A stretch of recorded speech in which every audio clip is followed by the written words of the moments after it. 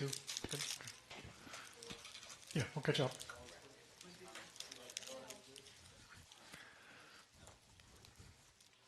All right, everyone. The last week of this Mussar study, but hopefully the beginning of a personal journey in this material for you, if you haven't started already. It is an ongoing process. And I think in the last few weeks, I'm going to recap them briefly, we'll learn that little by little we can make progress. It really isn't possible to rectify these things overnight. If you remember one of the quotes, I think from week 2, Rabbi Solanter said, changing one trait, fully, genuinely changing one trait, is harder than learning all of the Talmud, all of Shas, he says, which is unbelievable. That's 7 years of reading and many more years of study to know it and to understand it. So it's not impossible, but it will take time and it will take work. In the past few weeks, we looked at how Derech Eretz is the ethics. It's kind of the non-religious ethical component.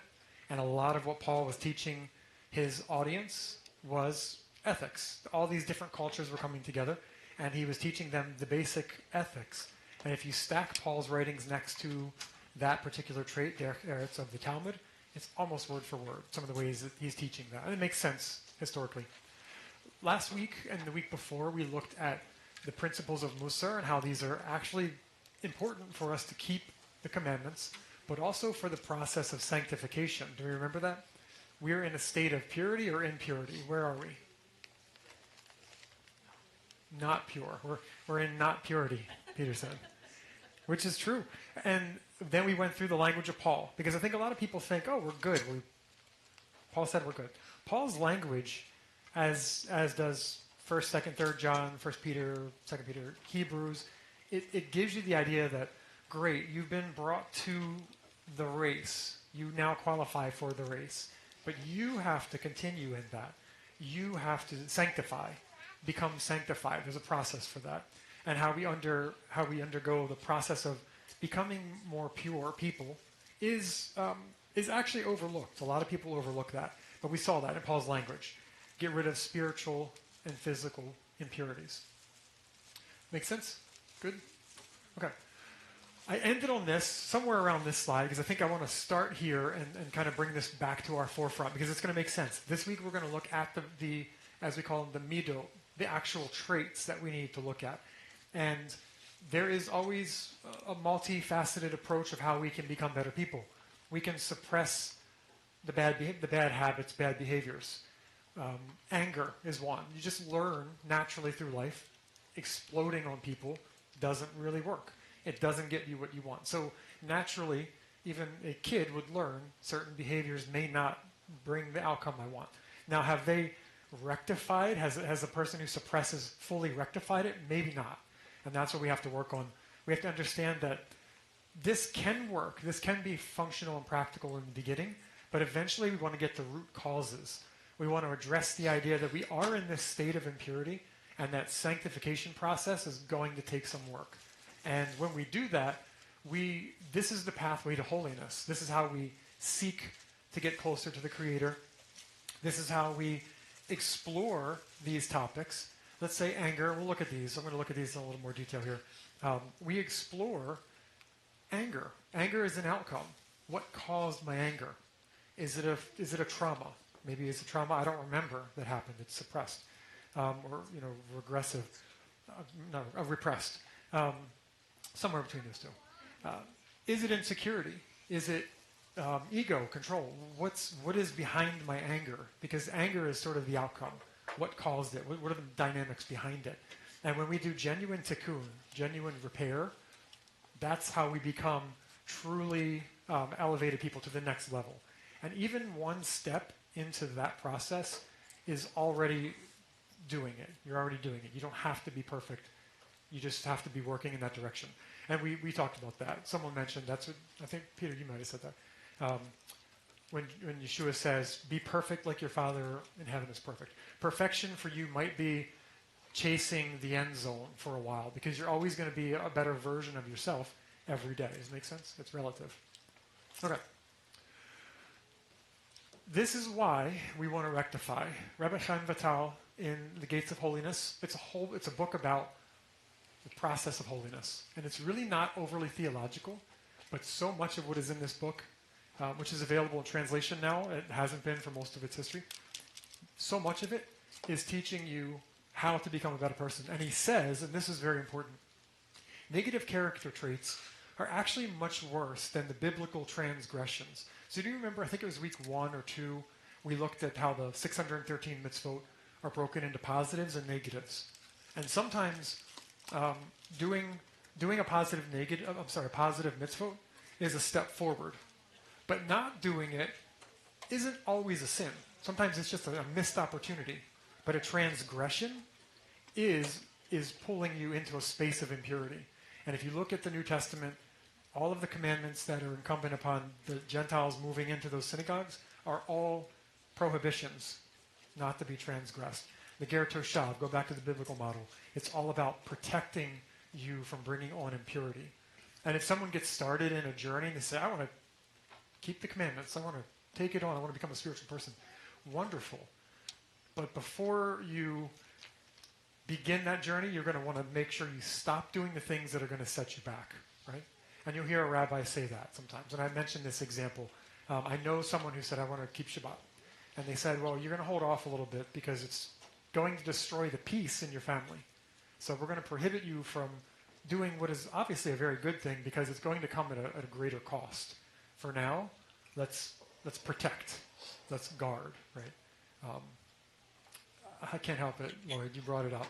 You want to get healthy. You start taking supplements. But you're going to want to stop the amount of sugar intake, right? Otherwise, you're kind of back and forth, right? There's a process there. So that's the logic. Okay, so negative character traits are, the reason he says this, by the way, is because they're always behind the scenes, influencing how we look at the world, how we react with people. It colors our thoughts, words, and our actions. If we have a generally angry or generally negative or egotistical trait that's unrectified, everything we do is going to come through that filter, right? So we're going to give with the expectation that we're owed something, right? Everything that you do, even if it's good, is going to have a little bit of a coloring of that trait if it's unbalanced. Another great quote from a book that you can't see the title of because it's off the screen. Self-destructive traits, Mido, like anger, arrogance, dishonesty, stinginess, etc., there are more of them, are more than isolated acts. They're deep-rooted patterns of thought and feelings. Again, this is just reinforcing what I said. They're part and parcel of who we presently are. And all of us have a mix of good and bad, balanced and imbalanced traits. All of us do. And that's actually what we're here for. We're here to fix them. And not all of us had religious upbringing. We didn't come from families who had these things right. So our goal may be to get out from under those patterns that we grew up with and thought were normal. One of mine was anger growing up, actually.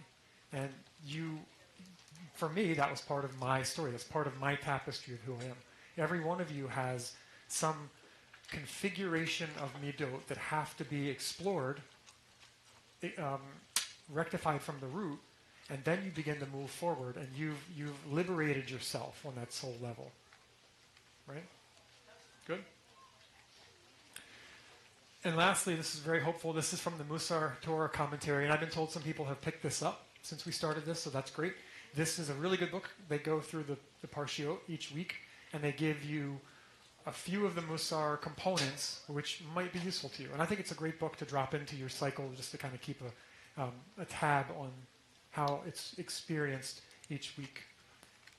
Rabbi Goldstein says, when we work on our Midot, we clear away the blockages that prevent us from radiating the inner divinity that is our human birthright. So we are made in the image of the Creator. And until we can get rid of some of these blocks, these blockages, we're separated. And we're also separated from our potential. And this is actually the same language that Paul uses in 1 Corinthians 13 when he's talking about Moses saw God face to face, but now we see him in part through lenses or mirrors or glass, right? This blurry glass, that's kind of the language he uses. Well, the mystics talk about that all the time, as does the Talmud. Our layers of diffusion of the light we determine how many layers of occlusion of light we have. We can lessen that to a degree, to a large degree. We can't reach the level, obviously, of some of the great figures, but we can do a lot to clear away the darkness and move into that next level of us, that increased, the part that's getting more light and reflecting more light. Any questions so far? Good? All right. And of course, because I said Mussar can be very dark and heavy at times, you can feel like, I'll never get this. This is very difficult. We're reminded, if someone wishes to purify themselves, heaven will help them. So one step forward. That's right. Amen. God will help you. One step at a time. Even if, yeah. And that kind of holds in tension something I'm going to bring up later. And we'll have to go carefully through that a little bit. But the Creator is always with us. The problem is our perception of that. Do we perceive Him to the level that we could? And if not, what are we doing, or what can we remove to increase that perception? But the paradox is that the Creator is always around us at all times and all things. We're always being guided and moved. But the problem is, how much do we perceive that? Are we in darkness so much that we say, I feel like I'm alone here? We can choose that. Okay, so recapping before we get into the mitzvah, the Mido, I keep saying Mido, mitzvah. Mussar helps us recover lost ground from Adam's sin. Remember we went through that step the last few weeks? Here are the things we were created with. Here's what happened to all of them. They're all in deficiency thanks to the event in Genesis. Mussar helps us get a little bit of that back on the spiritual level. It's very important work. It's vital to keeping Torah and seeking God, and we looked at that. And actually, Yeshua's teachings often are, you've heard it said here, but I'm telling you this. He's teaching the Mussar principle. He's teaching the soul of that commandment. He's giving you behind the scenes the white fire, as I said in the Midrash, look, the compassion and mercy behind a literal commandment. You can keep them literally, but you're doing better if you understand that higher level component, the soul level component. And then lastly, like I said, the Creator will help us begin. So this is what I want us to remember. This will be online, I think, all the weeks. If Aaron gets this one up there. Is it streaming? This shouldn't be online. Okay, it should be online. Okay. But this will ground us, because what do I need to waste time doing this for? I'm just going to read the partial. This helps us get back to the Creator. All right. So examples that we looked at. Some of these we're going to dive into real quick.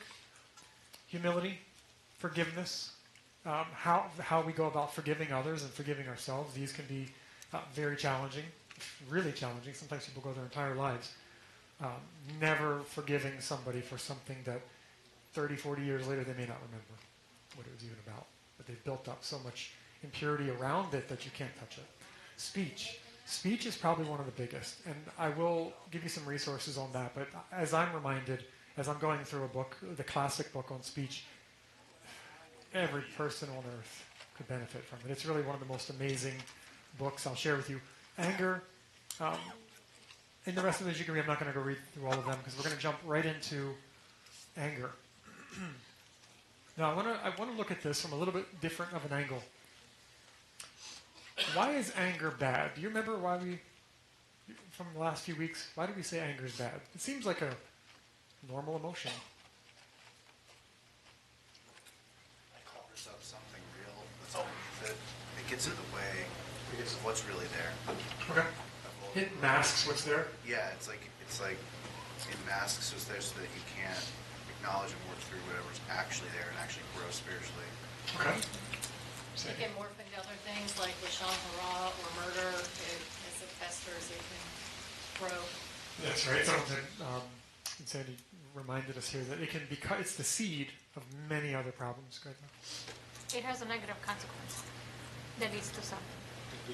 And that something, it could be any of those or more. And a combination of things. Yep. You can go anyway. I've been part of listening online last week and also here with anger.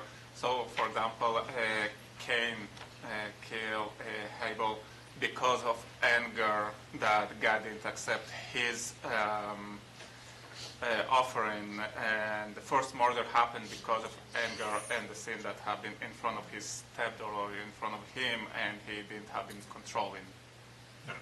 And if you analyze that, anger was the outcome, but what led to that? That's the discussion in the commentaries.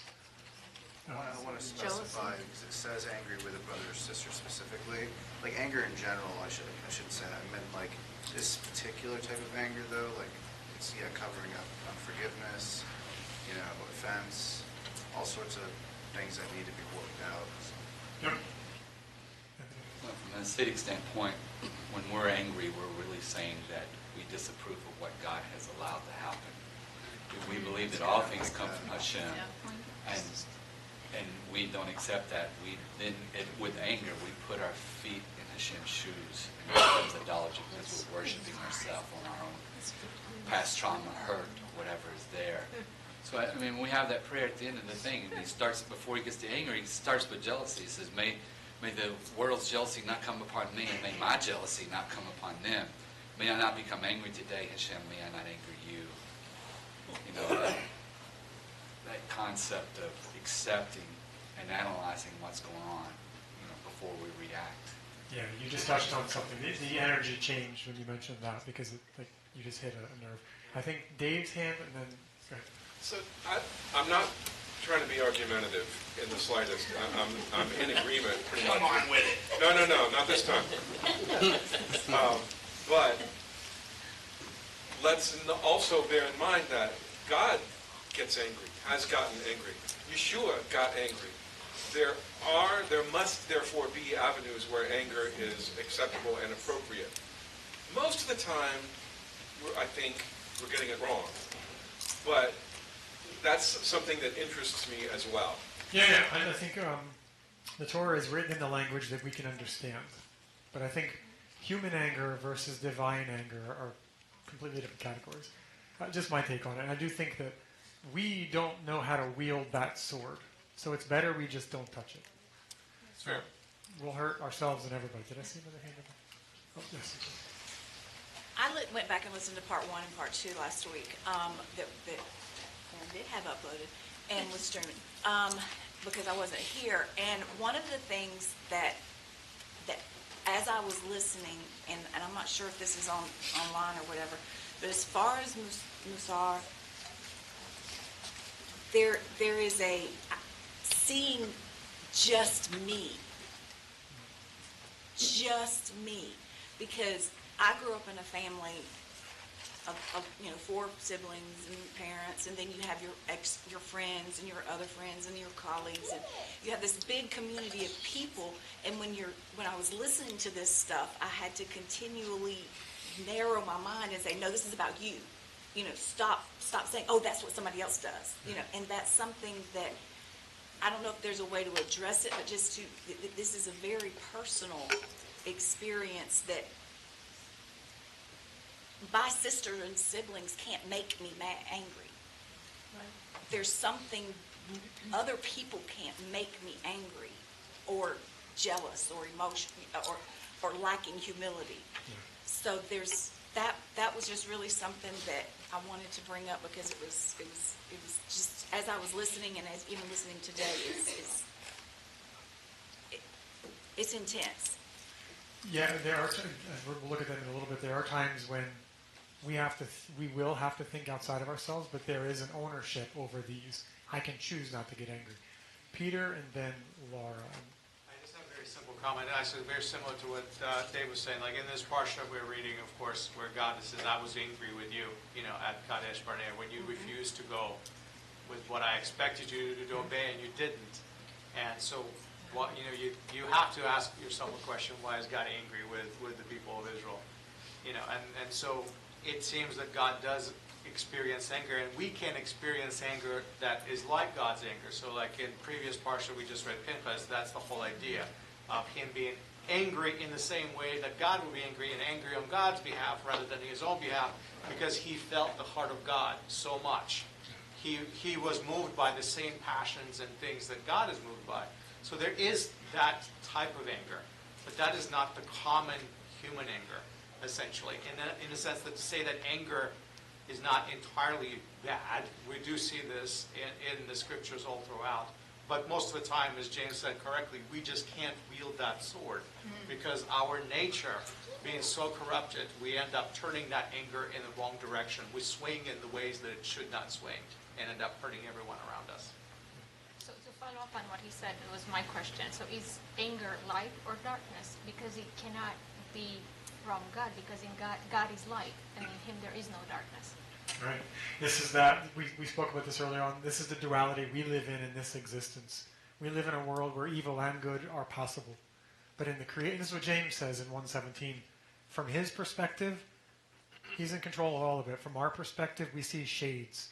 Josh? I just thought of, when you were bringing that up, there's this concept of, for example, Noah was righteous for his generation. And so what was righteous at that time is not righteous at our time. Like we see that as unrighteousness, certain types. So the way anger is referenced during, like for example, with Pinchas, that's a very different time. For him at that time, that could have been attributed as righteous for anger, but today it may not be in that form. You know what I mean? So we grow as a generation, we grow in our spirituality. So We do. we have to take that into consideration. Be very, like you were saying, be very careful how we wield anger today. Yeah, and so this goes back. I want to show again some examples here. Be angry. This is from the sages to a Jewish community. Do not get angry and you won't sin. So they see, as some of you have said, there is a correlation between getting angry and then what comes after it. Now, when they're writing to the Ephesians, Paul is writing to all these different cultures.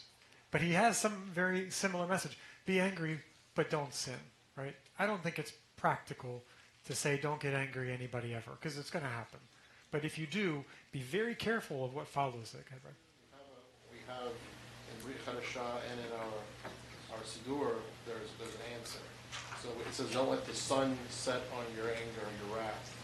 And every night, when we begin the Shema, the very first paragraphs are letting people go. Letting go of that anger. Don't, I release them, don't let them be harmed on my account. If they've harmed me physically, financially, list all the things out. And so it gives you an opportunity every night to release anger and not let it turn into bitterness. It's a beautiful point. So if you haven't seen that in the Siddur, or if you have one, obviously, at home, Bedtime Shema gives about 2-paragraph cleaning of the slate for everybody. It's a really great thing. I would say God anger, and it's also, I would say, a parent anger toward the child. It's totally different than you have anger for one adult to another. When we look at our Father is creator of all. His anger as a father to his children. That's why we see in the Bible all the time when he angry about something that they didn't obey for his commands. Yep. When you look in when, for example, you angry about your kid that didn't do the dishes, homework, everything, it's not for your anger because something that from some evilness, but it's something that you expect from your son that will step on in responsibility and other end when he don't do it. It's you're angry about that and you punishing him, but that anger don't come from evilness or sin. Right, discipline is a good. Yeah, and that's a whole brilliant topic in itself. Anger, retributive anger, and disciplinarian anger. Now I want to move into this next phase that Anthony touched on, because this is where anger gets dangerous. The particular type of anger that gets dangerous. Zohar in many places says when someone loses their temper, it's like they're worshiping idols. Now, backing off of this, someone would say, "Oh, that sounds harsh." If you look at, we did this for Rosh Hashanah a few years ago.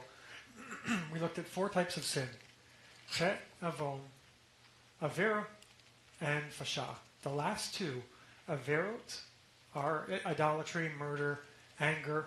These are starting to step from inadvertent or crimes of passion into more intentional type sins. And then Fasha is the worst kind. So what the Zohar is saying is what Jesus said. Wait, I don't have it on this one. What the Zohar is saying is what he said. If you get angry, you're going to be subject to the judgment. If you call your brother a fool, you're going to the judgment. Not to say that that is the same on the practical, functional level, being angry and worshiping idols. What he's talking about is the soul level. Both of those bring a level of impurity to you that's roughly the same. That's what he's saying. Go ahead, Josh. Because I was worshiping, idol worshippers at the time were very, they would kill, they would sacrifice people without a second thought. And so murder was not a concept, like it wasn't an issue to them.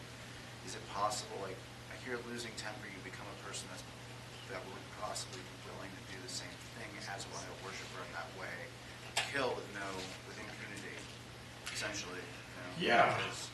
Yeah, maybe it takes you into some dangerous territory similar, or maybe even the same actions. What I'm understanding this as, and generally the way that this is looked at from that purity, if you start to traverse into the category called averot, you are taking on a significant level of impurity, and that's why many times Jesus says slander, greed, these are the things that separate you from the Creator. These are the things that defile you, as he says in, Mark 7?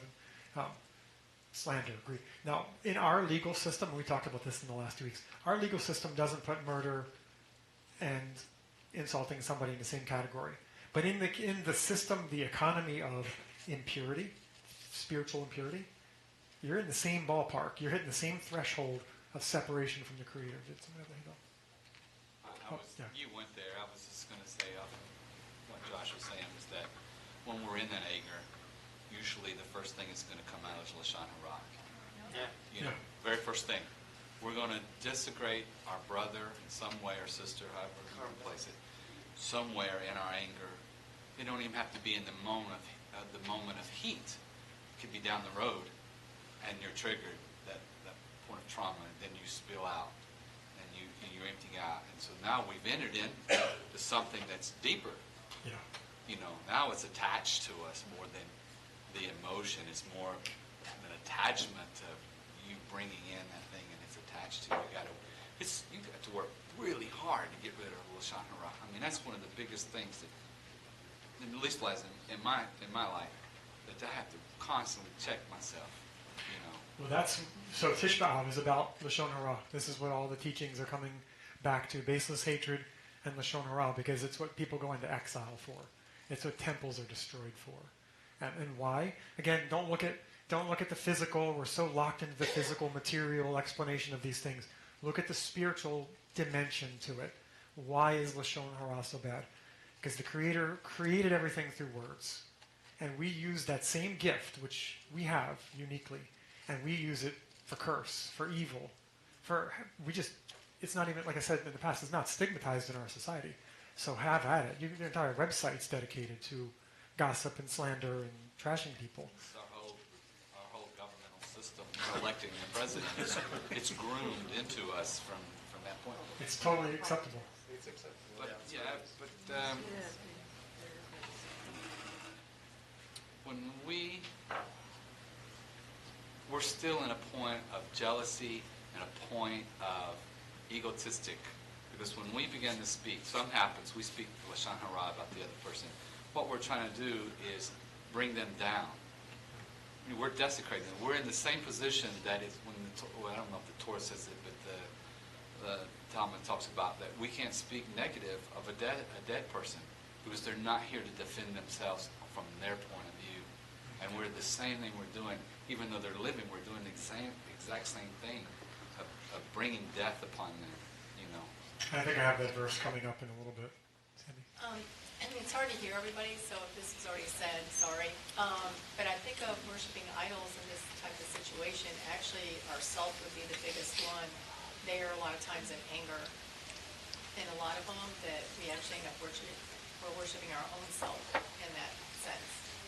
Yeah, okay, so that's another dimension to this, which is why we're not allowed to take revenge.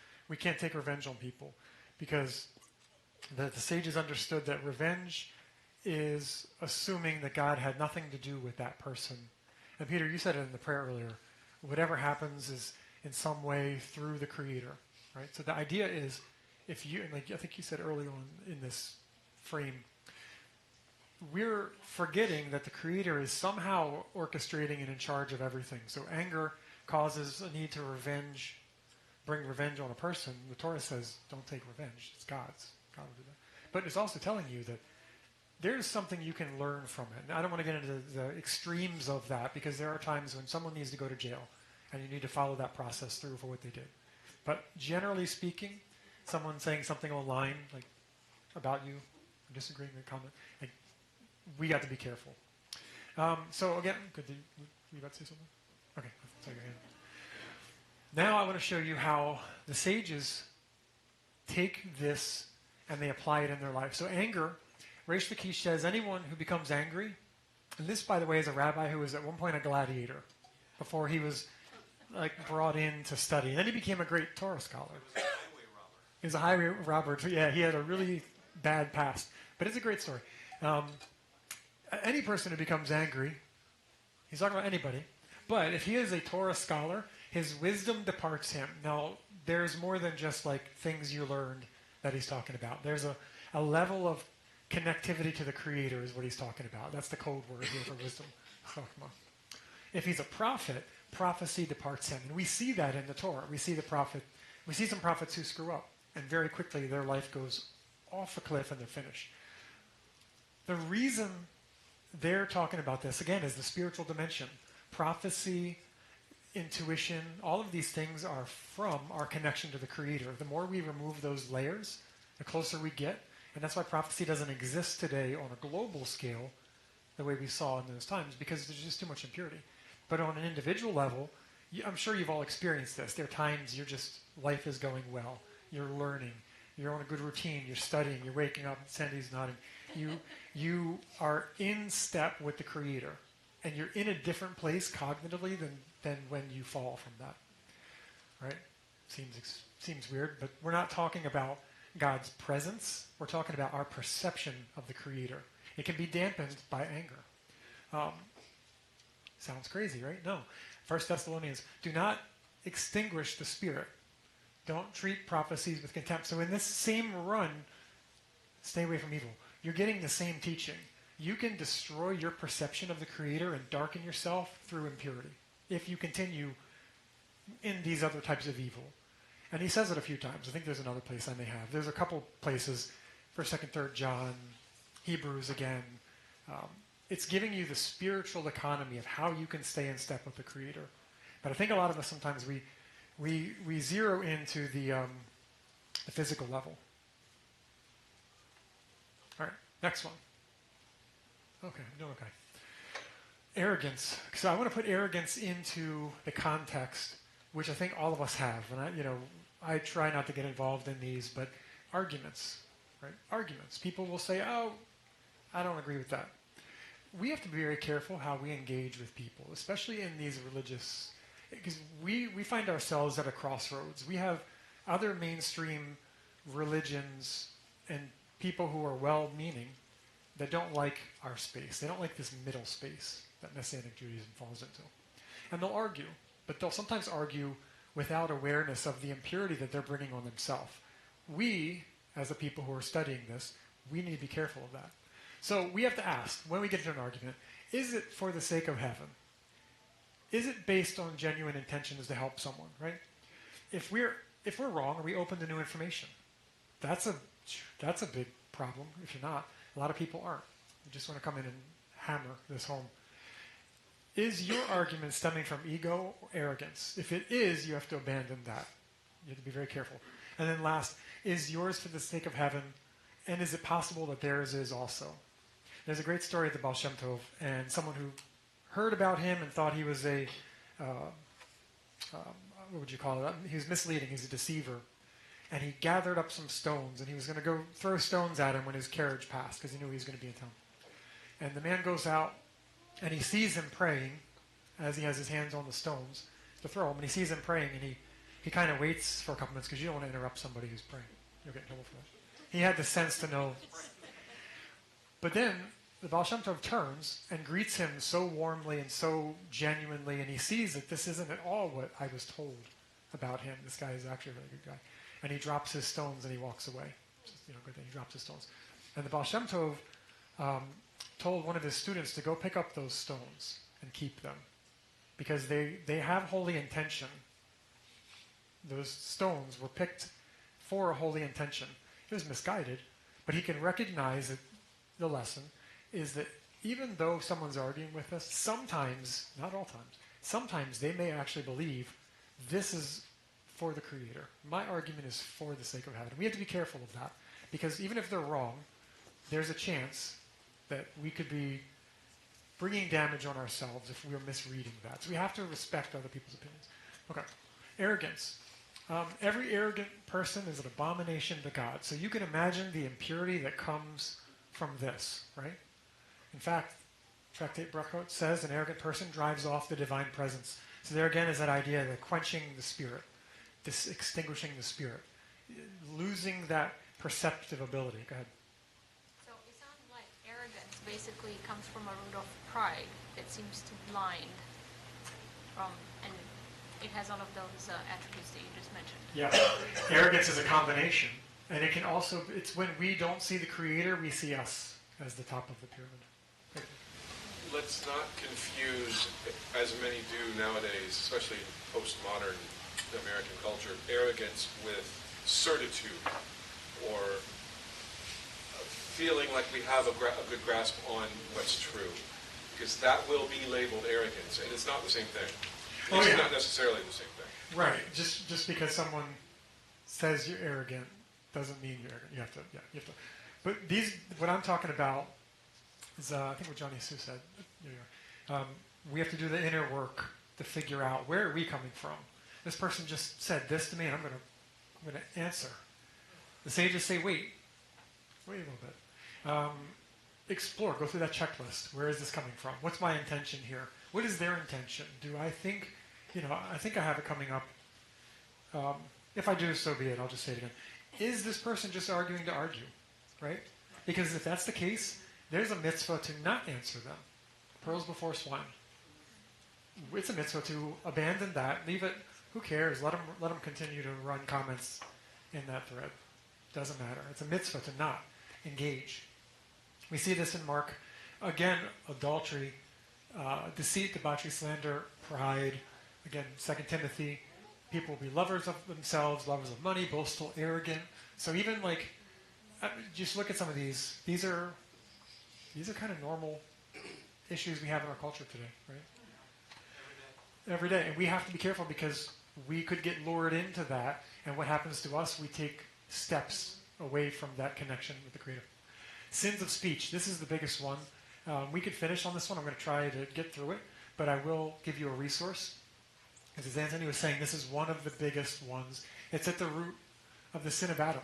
The sin of Adam came from bending words, right? Misusing speech. The exiles, pretty much all the exiles, the destructions in the temple, right? The exiles came from the spies. They gave a bad report.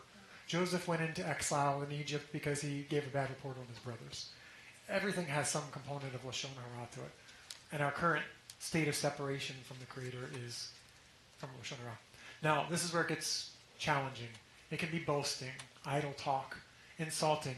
Embarrassing others is unbelievably destructive. And we see that in the Torah. And particularly in the case with David. Speaking falsehood, exaggerating, lying, flattering. Evil speech it's multifaceted. It's not just speaking, it's listening to it. And in a little bit, we're going to look at how that gets even deeper, because if we're speaking it to somebody, we're making them listen to it. So degrees. Complaining. Complaining is in the ballpark of, I don't think that the Creator has anything to do with this, or I don't see the Creator's hand in this. Saying, was that? Yeah, I don't like what he's doing. Yeah. Saying anything that casts someone in a negative light, even if it's true. It's a level of Lashon Hara, which at times, maybe in legal cases, information has to be brought forward, but most of the time in day-to-day interactions, don't cast someone in a negative light. unless it's like, there are, and I didn't even make an attempt to explain them here, there are criteria listed in the Chafetz Chaim's book of when it's acceptable and the cases when you have to or when you could. I don't want anyone to leave thinking that I've understood them. So read the book if you're interested in understanding this. And then lastly, causing someone else to sin through speech, right? You know someone doesn't like a certain person and you mention them in that person's presence. You know it. You know what will come from that. So there's casting someone in a negative light. I mean, I think that's the tricky one always. But I'm thinking of Tochecha, the commandment to actually speak truth into a person's life when someone is completely off the path and they need correction, and you may actually be that person. Obviously, it has to be done in the right way, in the right spirit. It doesn't, but sometimes that can be perceived as, that unfavorable speech, essentially. But because the other person, as far as they're concerned, they're on the right path, and you're having to take them off of that. Yeah, and there are times when, of course, these things are necessary, but people have put thought into how you can walk that very fine line and do it without damaging yourself. Okay, so I'm going to go through these quickly. Again, do not quench, do not extinguish the Holy Spirit of God through bitterness, anger, wrath, right? We see that again. Be careful of the impurity you're bringing on yourself. Now, a lot of people are not aware this dimension exists in the New Testament, but, it does. James, we all stumble in many ways, and if anyone does not stumble in what he said, he's a perfect person, a complete person, is what we said week 1, in Adam Shlema. Right? Also able to bridle his whole body. In this, he's talking about speech. He's talking about the necessity of guarding the tongue. It's a really good chapter. It's very much like Chafetz Chaim. Matthew, every word we speak we'll have to answer for, right? Do we think about that? Do we remember that from time to time? That's in line with the sages. They say the same thing. Did I see a hand? I'm sorry. Okay. This is what I was saying earlier, Bava Metzia. Anyone who humiliates another in public, it's though they were spilling blood. Now, someone again would say, come on, that's not the same. But again, spiritual dimension here. We're talking about the level of impurity you brought on yourself through doing that. Right? I see you. You're in that argument with somebody, you know you could destroy them. And you choose not to because you will have disconnected yourself in a major way. Go ahead, Drew. I mean, it actually says that verbatim in Leviticus, do not stand on the blood of your brother. Yeah, and these are all sourced from the Torah, one way or another. Go ahead, Drew. I will say about that, even today, you see it very clearly in the social media. You have, especially with kids, that sometimes they're not exactly like a teenager. They actually humiliate someone on the Facebook, Twitter, and everything, and you see hearing something like suddenly a year later, that person makes suicide. Yeah. So that is very important thing that we need to Becomes quite literally spilling somebody's blood. Contributed to their image being so publicly tarnished that they feel like they can't come back from that. I mean, this is a very real problem. And then I think that all of us know, like, there is a spiritual toll that comes from that. Whether the law finds the connection or not, we know that there's. Sticks and stones, is not really true. Yeah. It's not just for men. Yeah, I mean, I think doing that, it's akin to cutting someone. I mean, it emotionally hurts them the same way, and it lasts. It takes time to heal. I mean, that's real damage you're doing to somebody. Yep. Regardless Speech of is how powerful. separate you become of God, you're really hurting that person. And you're misusing speech. I used to wonder, as a young person, how in the world you could slay somebody with your tongue. James spoke about this. Now I know that every time you diminish the image of it in the mind of someone, in the mind of another, you have cut him, and he is bleeding. And if you keep doing it in the minds of enough people, could it result in physical death or spiritual death? Absolutely. On one side or the other. And I think I'm going to move ahead here. This is the set. If you want to jump in, and we do have this in the back. on the shelf. You can test it. But I would get this version if you're just starting off. They make it very simple, one a day, and you can read it. It's the Daily Companion. And I have the small version. Aaron got the larger version. I would get the larger version. It's a lot easier to read. But this is probably one of the biggest ones in our day. Yet David's holding it up. It's a very small set. It's like pocket size. I think it's intentional. Very, very good book on this volume on this topic. Okay, the last one I want to do before we run out of time here. Did I see a hand? Ramona, did you have? I just wanted to suggest another book that encompasses all of this, and it's just an amazing, it will leave you feeling guilty on every page. It's called, Thank you. yeah, it's called the Code to Jewish Ethics by Rabbi Talushkin. It's a masterpiece of how you're supposed to interact with others and how mindful you have to be of every situation. If you're speaking with somebody that's more ignorant than you, do not show yourself as smarter. If somebody, just you can gobble that all up and realize how it's very hard to do. So wonderful. The Guide to Jewish Ethics, Talushkin. Jewish ethics, yes. Yeah, so that's what I want to get to with stumbling others. It's more complicated. There is, to your point, we're supposed to think outside of ourselves into what I could do that could stumble this person. Right? One example was causing someone to listen to Lashon Hara. I'm speaking it. I'm inadvertently making them listen to it. So I'm causing trouble on their part, which is bad enough when it's just yourself. But nobody does that. I don't think they speak Lashon Hara to themselves. It's always somebody else. Right? Giving bad advice. So giving someone advice that's not accurate or true or helpful, that's another way of abusing speech and stumbling people. Because I'll go to the verse next. Bringing up events that might embarrass somebody. So you tell a story about something that embarrassed, or that was so embarrassing for somebody that they outlived, and you keep bringing it up. You're embarrassing them. You're stumbling them. You're causing them to have to deal with, again, that memory, that situation. Causing divisions. Useless arguments, right? People love it. Online it's so easy. Just type what you want, hit enter. Don't even think about it. Mentioning topics that can trigger... People worry about the fallout. Was that? It's like let the other people who are reading it worry about the fallout that your comments cause. Yeah, or people just, they don't think of this dimension. They don't think outside themselves. Inciting others, right? So one example is not paying a laborer's wages. And this comes from, I think the verse, it's very close to what you were talking about, Drake. You shall not insult the deaf. And Anthony, I think that was what they tie that to. The deaf. Somebody who, not just somebody who's physically deaf, somebody who can't hear what you're saying because they're not present. And then the other is placing a stumbling block before the blind, right? And the blind, they don't have to be someone who's actually blind. It's somebody who doesn't see what you're doing. They don't perceive what you're doing. And you see stumbling all the time in Paul's letters. He's teaching people not to stumble others, right? These are, you're causing others, like Matthew 18:6 and Luke 17:2. He's talking about causing children to sin, causing other people to sin.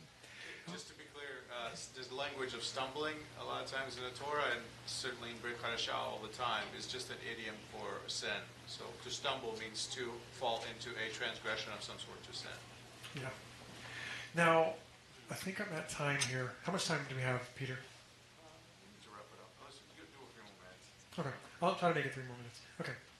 So we have to be careful with what we're doing and how that other person may react to it, which means we have to kind of have a little bit of empathy, get into their mind, and be careful with how we proceed with certain things that we say and what we do. Make sense? Because this is what the Torah is calling us to do. It's calling us to think outside of our perspective. Instead of what you said is wrong, maybe, well, how did you get to that? I like to see... It's the two main commandments, love God, love others. Yeah. How can we not live that out? Right. Kind of looking at the world around us and trying to be sensitive to what we're putting into the world and how others receive it. Okay. And again, in the context of disputes, I want to ground this in something that I think is very common today. A dispute can bring us into a lot of hazards. These are the last 2 slides I had, so I'll just do these real quick. like we said, anger can be many different things, and it can lead to other things. Some of these things, these experiences like disputes, can actually bring us into anger, arrogance, lashon hara, dishonoring others, not giving other people the benefit of doubt, embarrassing them, and then all of this falls into the category of desecrating the name of God, Chilul Hashem, which is very dangerous. So we must be careful again. All of these go into our motivations. What am I doing this for? Is this productive? Is this person looking for answers, or are we arguing for no reason here, right? And do this in all of these experiences, because I think these are important. And this is what I mentioned earlier. If we find ourselves in a dispute and we know it's not going anywhere and there's no positive reason for it, the sages say something like this too, but hold your tongue. It's not worth it. It's not worth risking the damage and the impurity that will come from you. And part of that goes into, in the case of these discussions we get in these interfaith things, a treasure must not be revealed to everyone, the Jerusalem Talmud says. So also the precious words of Torah. One must not go into the deeper meaning of them, except in the presence of those individuals who are suitably trained. So when I was taking, this is years ago, it was in the church, they had a class on apologetics. And first or second week of that class, I felt like I needed to back out of it. There was a statement made by a particular author in a book, and it was highlighting how apologetics and arguing your point, trying to force people to see your point, can be damaging. And the statement said something to the effect of, the person who apparently knew more said to a person arguing with them, well, I would have believed the same thing if I knew as little as you did.